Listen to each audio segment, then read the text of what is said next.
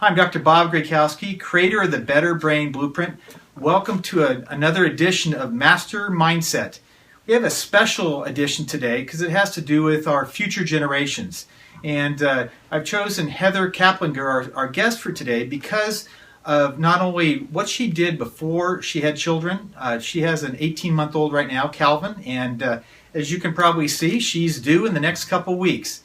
Some of her strategies to prepare for pregnancy and also how she's raised her son so far are pretty amazing. And in practice for 30 years as a lifetime family wellness office, we want to make sure that our patients are doing the right things to create a healthy environment for future kids. So Heather, just a little bit of background on her. She has her bachelor's degree in psychology and her master's degree in child psychology. And a lot of people know what to do, but they don't actually put into action steps. And I think the biggest thing with Heather is she's an action girl. She learns something and she puts it into place. So we're going to learn some great strategies today, not only for you if you're pregnant or maybe you have children that are going to be looking at having their kids or your grandkids.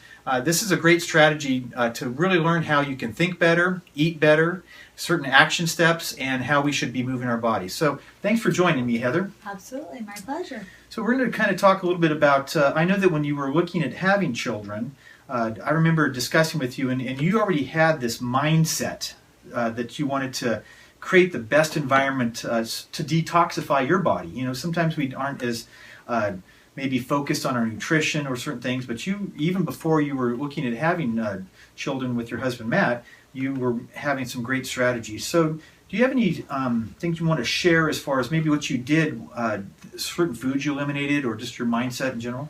So when we had the discussion, knowing in the next few years we were going to have kids, for lack of a better term, I acted pregnant. I determined what foods really increased not only our ability to get pregnant, but what foods the baby was going to need. I know that a lot of women struggle. Once they get pregnant, they want to get really healthy, but they ingrained those habits in the past, and so old habits die hard.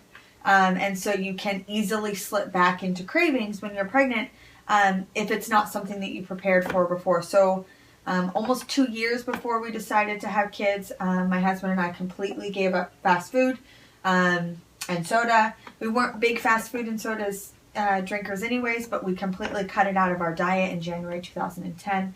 And then when we decided to kind of go in the progression of having kids, about 8 to 10 months before I what's the word I'm looking for? I observed a pregnancy diet. I didn't eat refined sugars. I didn't drink sodas. I cut out caffeine, nitrates, deli meats, just a lot of different things. And then I increased my proteins and my vegetables, and then really stuck to my vitamin regimens, added in protein smoothies, etc. So I kind of acted pregnant 6 to 9 months before we actually got pregnant, for that matter.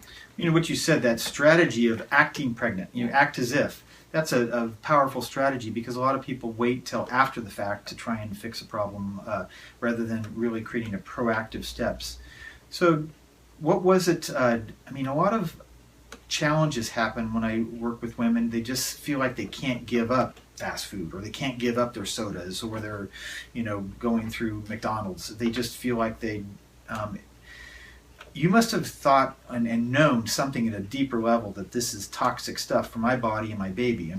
Yeah, growing up in a healthy environment, again, I wasn't an excessive eater, but I was a college student, and that food is inexpensive, and it's easy, and it's fast, and it's right there in front of you.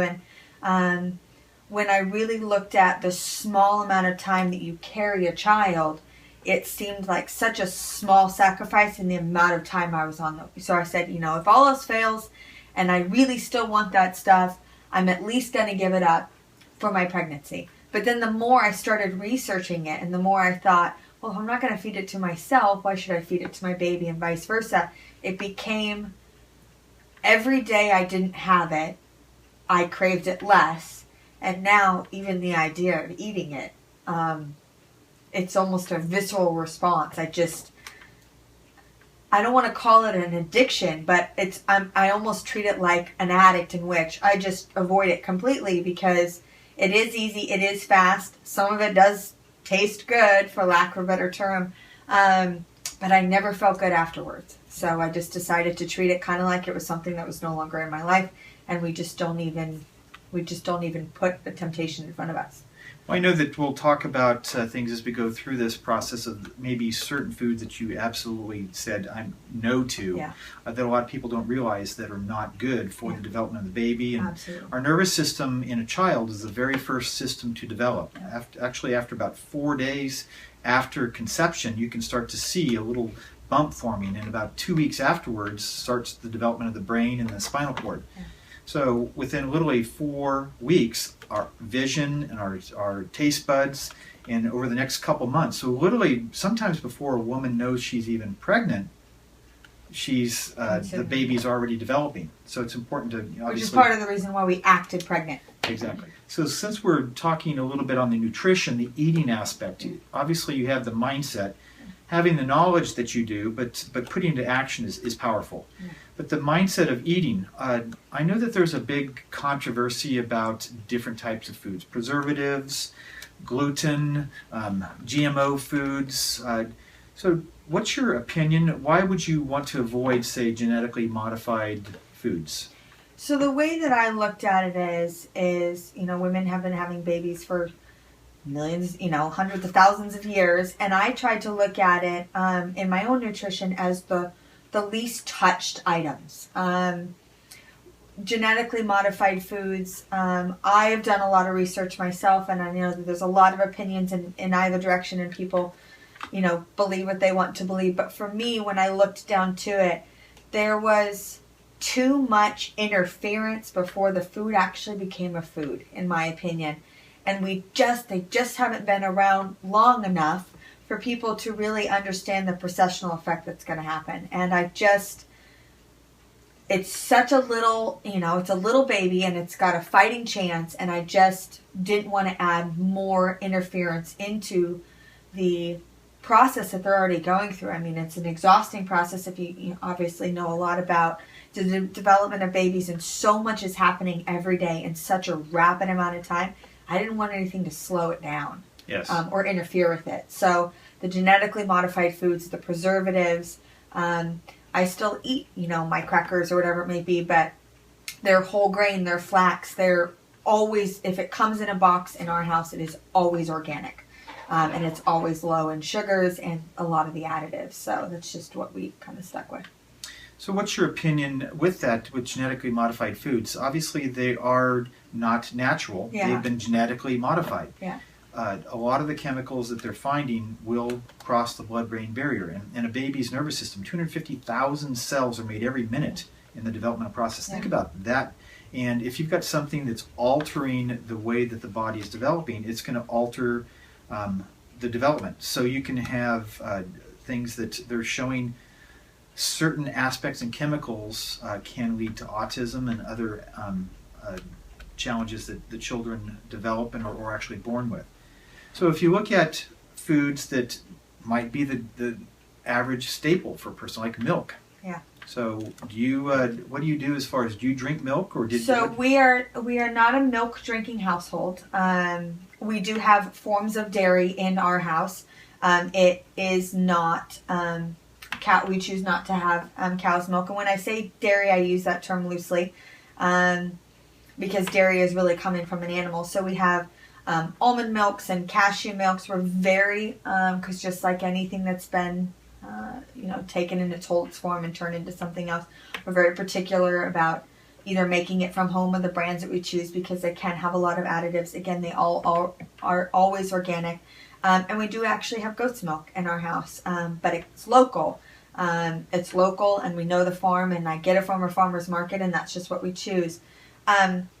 We're cheese people. I love cheese, but I'm very particular about the brands that I choose. And again, just like if it came in a box, if it's been processed, it's always organic in our house, and it's eaten in moderation. If I was to take everything that I loved out of my diet when I got pregnant, I wouldn't have been successful. So there are ebbs and flows. So we just took some things completely out. They are no longer even in our food vocabulary. And then the other ones we just altered. So what are some of the things that you just cut off. So things that I completely cut off, and this is a big one, and there are a lot of varying opinions, but for me, I cut out caffeine 100%. I worked with kids. I see what caffeine does, maybe not necessarily to me in small amounts, but what it does to little bodies. Sure. And so I have a very little body in there, and I just chose to cut caffeine out completely. Now, a lot of moms would probably call me crazy, or people call me crazy, because again, they say, 8 ounces a day is fine in moderation, etc. But for me, it was just easier to not have it. Another thing that I was very, very strict on was nitrates. I cut out all of your deli meats, all of your processed meats, your pepperonis, your things like that, hot dogs, and pretty much anything that was overly processed. Just because, again, while there's a lot of varying studies, nitrates affect the brain. So anything that affects the brain, especially because I have my degree in child psychology and I worked with kids in the spectrum, autism to Asperger's to dissociative identity disorder. I just really wanted my kid to have a fighting chance. Sure. So the foods, caffeines and nitrates. Again, we went to an all organic diet, whole foods, and the big one was artificial sugars and high fructose corn syrup. Yes. If it was a processed sugar, I gave up candies. I still enjoy my chocolate, but now it's dark chocolate and it's whole. It's not, caramel wrapped, whatever. With all the sugar additives. With all the sugar additives. Yeah. And I feel better. I never felt great after eating that stuff. So Sure. Those are our big no's. That's important to understand, because a lot of people don't realize it's, what's wrong with a pepperoni pizza? But you've got obviously the milk products. Milk products, the caseins, it's a certain type of protein in there, is the highest allergen. Mm-hmm. So here's what happens. Our immune system is developing, and our immune system develops through foreign things. And if we've got that in our diet, children come into this world and they have a much higher incidence of having asthma problems, having certain types of allergies. In fact, the biggest thing is chronic ear infections. So the mother, even drinking milk, can have those foreign proteins pass through if they're breastfeeding to the baby or during the development. So dairy products are really not a good thing to be eating. So I'm glad you gave some alternate choices. And that actually happened to us. I did eat it in moderation with my pregnancy, but when my son was born and we nursed for 14 months, he had, for the good first 6 months of his life, I know I don't drink milk, but if I had an ice cream cone or cheese on something, even if it was whole and all natural and whatever it may be, he had an intolerance to it. So I completely cut out dairy, all forms of dairy, for a solid 6 months, and then just slowly added. I know that many years ago I went to a pediatric conference, and Lyndon Smith, the top pediatrician in the country, he went through the whole mechanism of when a person eats dairy products and how it tied in with ear infections, bedwetting because of how it affects the kidneys. And people just go, well, how's that tie in? Well, it really ties in with the systems of the body and how the nervous system sees things as foreign. So you started to talk about breastfeeding. Yeah. And, breastfeeding, it's one of the most natural, most important things in the development of a baby. So you breastfed for probably about the first year, right? 14 months. 14 months. Until I got pregnant with my second, and then suddenly my son didn't want to do it anymore. Okay. Things change. Your body changes, the hormones change, the milk. So for us, and I was always told that you really follow a child's lead when it comes to nursing. From the moment they're born, we read our children. While schedules are absolutely important, and we had our son on a schedule, especially in the beginning, it's really all about reading their cues. So for him, he weaned beautifully, and is, healthy, strong kid because it came at a really natural point for us. So obviously the colostrum is very important in the Huge. Development, especially the first 6 to 8 weeks of nursing. If anything, that first 6 to 8 weeks really has a lot to do with the development of the immune system. With that process of breastfeeding, the other thing is if a baby is eating formulas, we'll talk a little bit about this in a moment. You didn't use those formulas, and I'm going to give some reasons why you would not want to do that. is they've found studies of the sucking reflex. Correct. And when a woman uses both breasts, it actually changes the position and they suck on different parts. And it affects the brainstem. It affects the homolateral aspects and the development. So kids that have that sucking response are less chances of having dyslexia and neurological problems. Absolutely. So it's not just the breast milk itself, it's the action of that. So if a woman is not breastfeeding, changing hands, we tend to always use the right hand to feed the baby. Changing hands does help in that response to build a better brain. And it was not easy for us in the beginning at all. I saw lactation consultant after lactation consultant. My husband was there at 2 and 4 and 6 in the morning.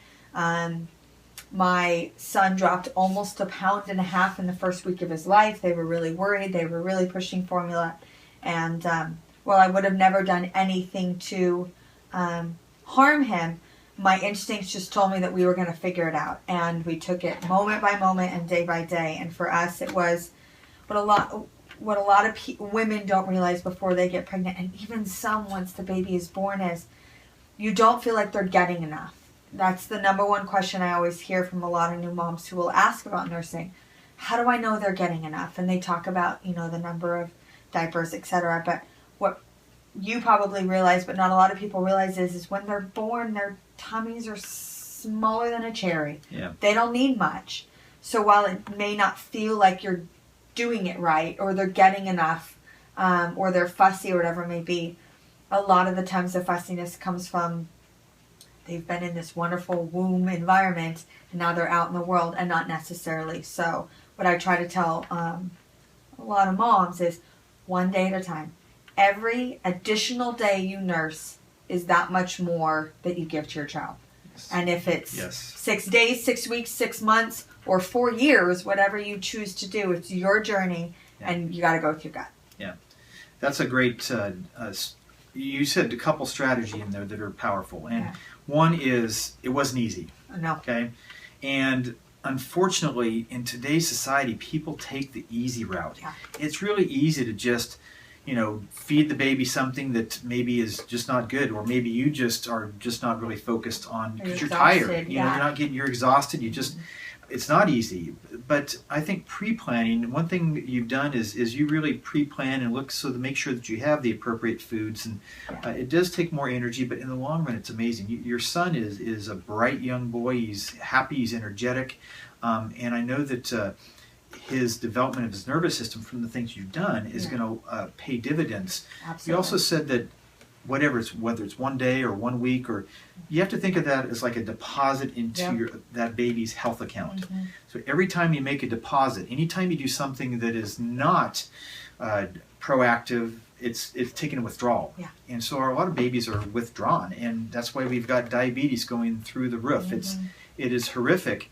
And so the types of foods that most people think, getting back to milk really increases the chance of diabetes. They found a 300% increase in families that eat milk, and more than just 1 glass a day. So you got to really look at alternative aspects in the nutrition. Dairy tends to make kids crave sugar. It's just a natural response. Yes. And so that's why we chose. And we do a variety. I don't just stick to almond or just stick to cashew or hazelnut or coconut milk. My son probably doesn't realize that he's drinking 10 different kinds, but that's just what we choose to switch it up. And interject, because a lot of people drink soy milk. Yeah. And I'm going to say on camera that you should stay away from soy milk. Not only the phytoestrol type of processes they're finding, which is a hormonal challenge with little boys being sterile. This is a big problem. Mm-hmm. Genetically modified corn, soy, and wheat are the 3 highest. So if they're feeding them white bread and they're eating soy milk and high fructose corn syrup, they don't have a chance. Yeah. Their whole body is out of balance, and it creates an environment for dis-ease to develop. Absolutely. Especially not only as a child, but in their later years. So the way you're raising your child is amazing. I know that there are a lot of clinical tests that, whether you belong to a certain healthcare organization, that they will recommend that I don't necessarily agree with. A lot of tests are detrimental to the development of the baby. So I want to talk a little bit about that. What clinical tests did you do, and why did you maybe limit them or do those tests to find out more of the health of your baby? Okay, so to be totally honest, we are a member of Kaiser. They are a wonderful organization for a lot of different things. I, just like the food, did a lot of research before I chose my doctor, and chose a doctor that was going to be okay with us directing our own path slightly.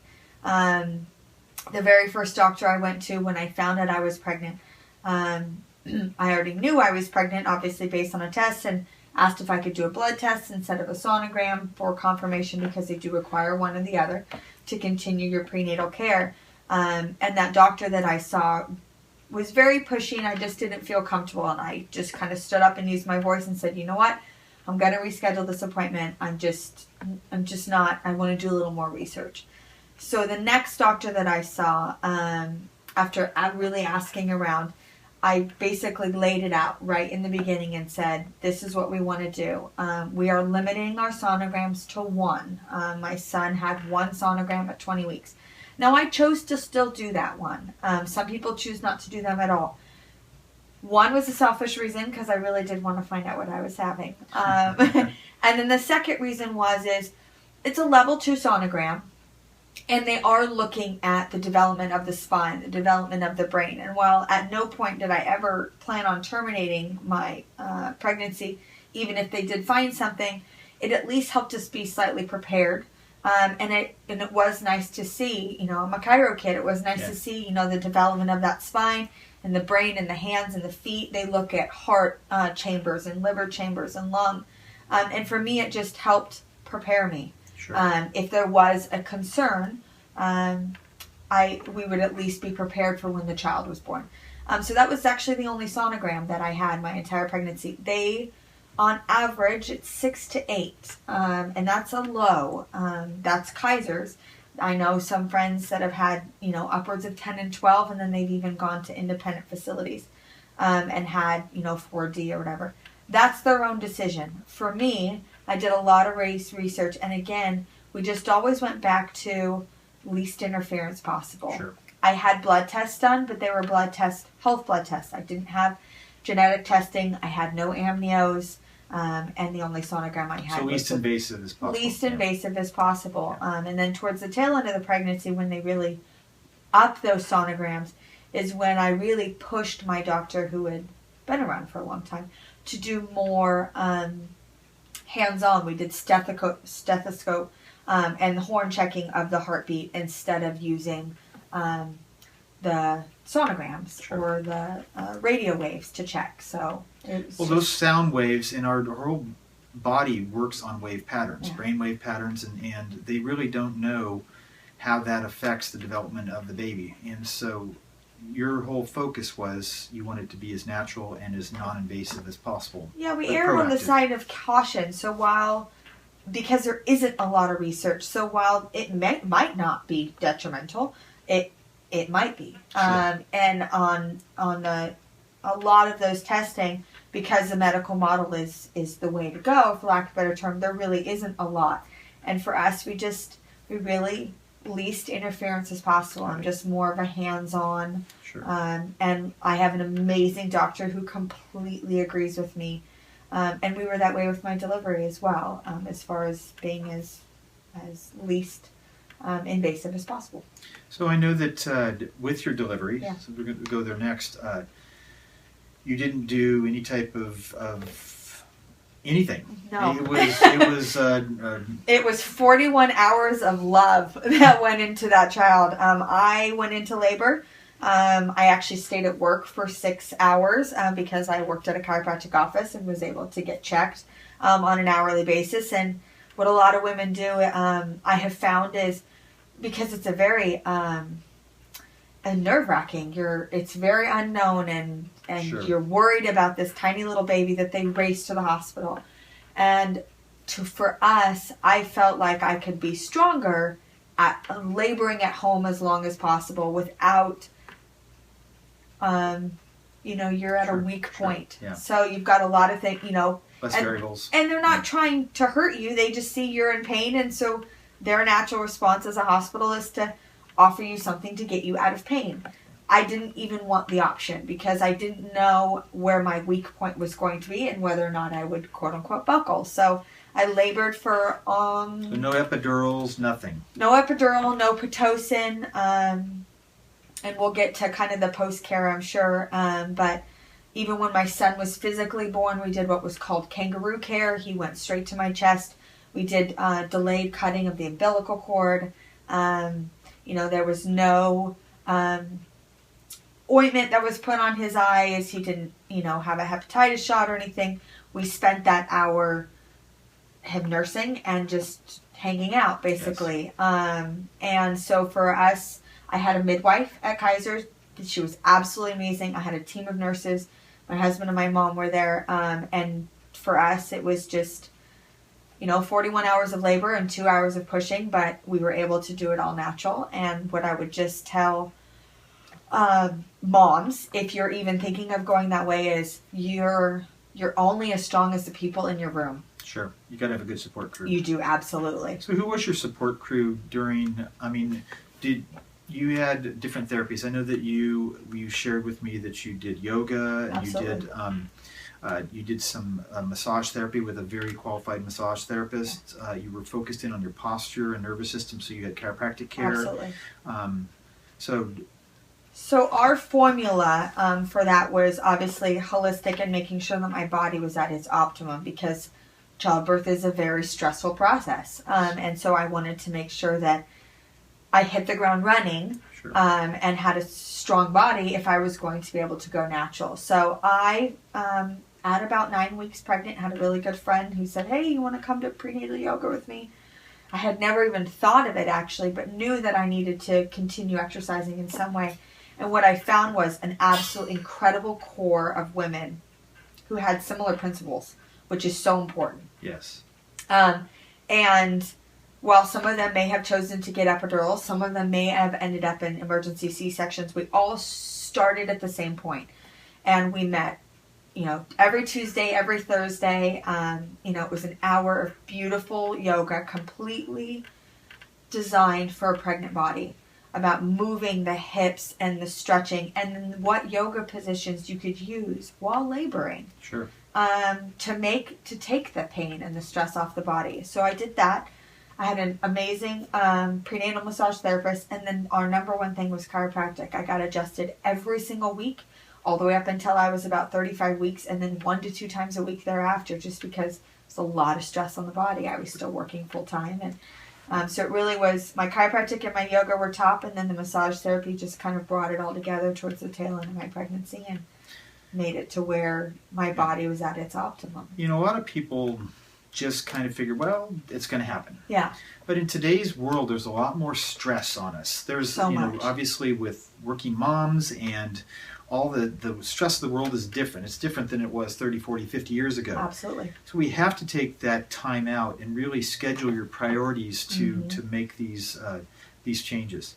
There is, I know we've had many conversations. There are so many different layers that we can go into. And I know that after the baby's born, within the next several months, that we're going to be doing some post follow-up interview to go into, because we could probably do several different layers. And we've talked about doing a Better Brain baby section so that all the different very specific things from certain vitamins you might need to do. And so did you take omega-3 oils for the... Absolutely, and I upped my omegas when I was pregnant. So I took, for lack of a better term, a dose and a half. Okay. And the reason why I did that is they always say it's plus a half. So a woman will say, I'm eating for 2. That's actually not the case. You're only supposed to add 300 to 500 additional calories per day. So it's kind of a diet and a half. So I took a dose and a half. I upped my omegas. And then I did some really extensive research on my prenatals. I chose a vegan, an all-natural, a whole. It was suggested to me by multiple midwives that I talked to.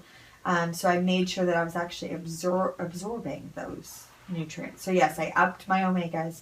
and my omega-rich foods, flax seeds and chia seeds and things like that were added into the diet as well. Obviously we recommend that for brain health is so important because the Huge. omega-3 oils, the alpha, or the DHAs, and the different aspects are so important for the cell membrane, the development of the brain and the heart. So that can go, mothers taking them helps pass that on to the babies during the breastfeeding also. Well, and selfishly, pregnancy is also really hard on your body, and it's Sure. exhausting on your brain, and so it felt like it kept me a little clearer as Sure. well. Yeah, less stressed. Yeah. I know you briefly talked about the delivery itself, and I know that if you look at the way women have to deliver babies, especially in this country, when my kids were born, I was there as the coach for the first two, and I delivered my son after seeing what not only my wife but the babies had to go through with all this tugging and pulling processes.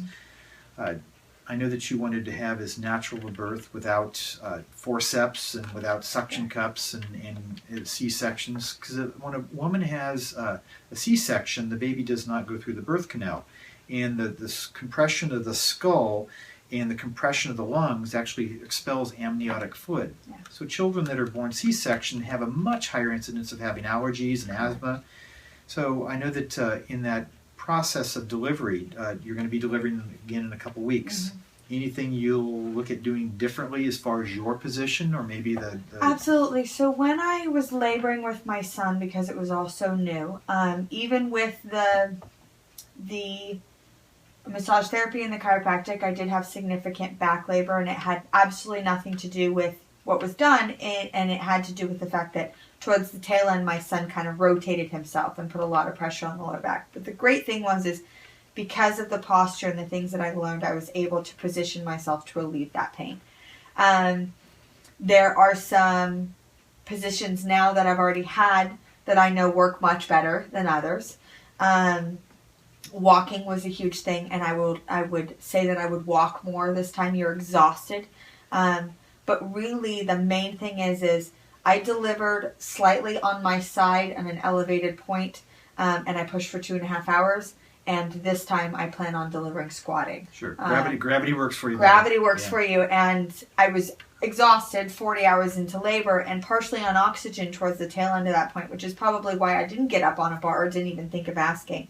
But now that I know what to expect, it's already been written in my hospital file. It's on the top of my birth plan. My nurses, before I get to that exhaustion point, will know our preference is for me to deliver with the squat bar. Rather than just jumping into a C-section. I don't want to push for 2 hours again. I get it. I would like it to be a faster process. And from the research I've done excessively since my son's been born, that natural elevation, the squatting or the sitting, kind of up in more of a primal stance is just what works better. Yeah.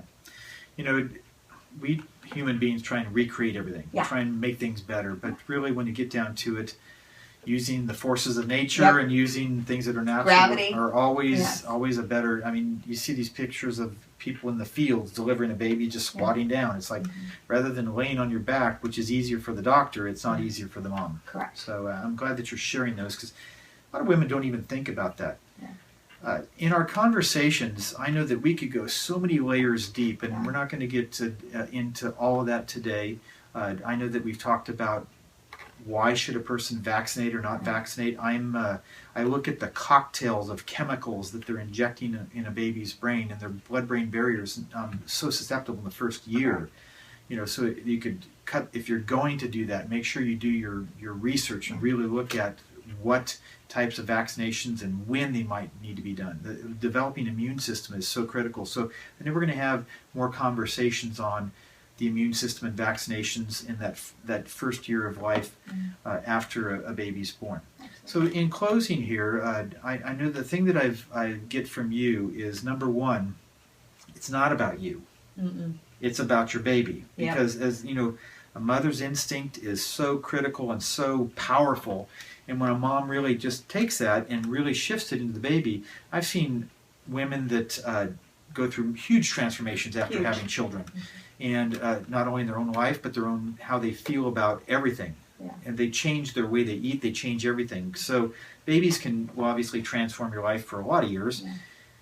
But if you were to look at, say, the top 5 things that you would highly recommend to do as you're either preparing for pregnancy or you're pregnant right now that maybe you just didn't realize, what would those top 5 things do that's a must? So I would say structurally get your body where it needs to be. The childbirth process, child rearing process, and pregnancy process is difficult.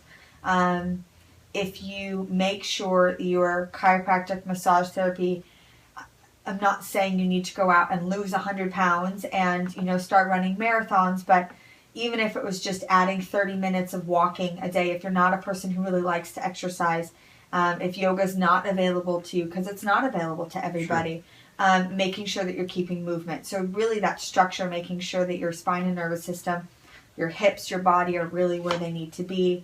Get a great chiropractor. In my opinion, get a great massage therapist that understands the female body. I happen to choose one who was a midwife doula, so she really understood that whole process. Your foods you eat is so huge. Even if you take the top 5 things you really shouldn't be eating and you cut out 3 of them, sure. You're better than you were if you weren't. Baby steps, one at a time. Baby steps, one at a time. If your coffee is not something you're willing to give up, to me, the high fructose corn syrup, the fast foods, the heavy processed foods, the nitrates, those are your huge ones. Take them out of your diet. They're not doing anything for you. They're not doing anything for your baby. Get a really good support system. For me, it was the moms that I met in prenatal, it was about our brain. So you need that mental, you're going all day long, especially as a second-time mom. It's been even more important. It's my moment. It's my hour to breathe, to reset, I have my off days. I have my days where maybe I didn't eat great or I'm not feeling 100%, but I get to that class and I have this support system and we realize it resets things. It resets things and it gives me an hour of peace and quiet. I don't think enough people, you turn off your phone, you unplug. I think that's not only good for moms, it's good for the dads. Because dads are trying to figure out all this stuff too. Yes. And, the guys, obviously I have 3 grown children and I didn't know a lot of those things. So I think that's very important because sometimes moms don't necessarily take care of themselves. They don't. We tend to take care of everybody else first, and selfishly, that's my 2 hours a week. Yes. And if you look at a week and how many hours there are, those 2 hours don't seem like anything. Yeah. But they make my whole week. That's less than 1%. That's like a 0.5% of the entire. But that hour that's my hour. I mean, that's my moment to myself. My massages are more body work than their massages. My adjustments, they all feel like they are keeping your body centered. Yeah, they're my moments. They're selfishly what I do for myself. And then it just benefits my child. So I would definitely say your foods, your support systems, keep your movement. And then the last big one is, what are you putting into your brain while you're pregnant? This may sound silly, but I monitor the TV shows, the people that I'm around, the movies that I watch, that excessive language, that violence or that negative energy. I'm in a capsule when I'm pregnant, and even and especially when I have a child. Once the baby's born and that child is around, I'm very sensitive to the outside forces that are penetrating the body. If you look at our brain is a memory organ, so you put these visual pictures that stimulate our brain to get revved up. So it creates that fight or flight. They did studies, and if a woman is stressed, the development part of the front part of the brain, the prefrontal cortex, which has to do with higher level executive thinking, is much smaller in children where the mother is stressed. The back part of the brain where that fight or flight is actually more developed, and the child will actually be more agitated and stressful. Just by what we're thinking, how that's going along our nervous system. Dr. Emoto, he's a famous scientist that looked how, it's called the hidden messages in water. Our body's 80% water, and that electromagnetic wave affects the vibration of the entire nervous system and entire body, so it develops abnormal cells. there's so much we could talk about, but the thing I wanted to really have you share in this interview is just, it's not easy, but it's really about a big picture. It's about baby steps. It's about maybe what one thing can I do to think a little bit better, start putting better, good stuff in my brain as far as what I'm watching. How can I look at, we all pretty much know what foods we should not be eating, and we don't want to should all over ourselves, but we do want to look at what one little thing we could do, what action step, maybe getting into have a structural evaluation, especially if you're going to be pregnant, see if the hips are in proper balance. You can really determine if the pregnancy is going to be easier or harder based upon the hips and the alignment of the spine. Absolutely. And then create movement now. Like you said, just walking a half hour a day creates a healthy pelvis, great movement. Absolutely. So we're going to go deeper into some interviews in the future, but I really respect Heather because she is really a master at taking things that we should know we should be doing and putting them into action. And it shows. It's not only shows in your health, but your baby's health and your future baby's health. So thank you, Heather, for taking time today in our Master Mindset interview. And I look forward to future talks and future information for our community. So thank you very much. Thank you. Give me a hug.